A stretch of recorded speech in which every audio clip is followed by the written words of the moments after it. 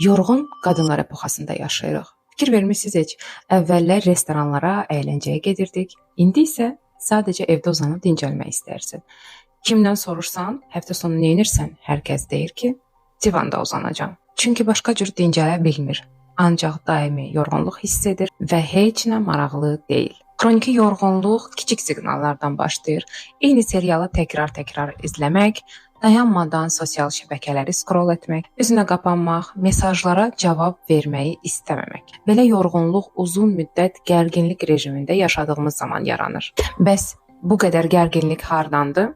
Çünki rollarımız çoxdur. Biz bütün rolları öz üzərimizə götürdük və hər birində ideal olmağa çalışırıq. İdeal ana, ideal həyat yoldaşı, ideal iş qadını, ideal dost və s. Amma bu mümkün deyil. Mən də hər şeyi bir anda və ideal şəkildə etməyə çalışırdım, açığını desəm. Lakin bir gün anladım ki, artıq heç nə istəmirəm. Hamıya çatmaq, əlimizdən istəklərimizi, arzularımızı almaq deməkdir. Bunu düzəltməyə başlamaq üçün bloqumu izlə. Çünki bura səni xəyalındakı həyata aparan yoldur.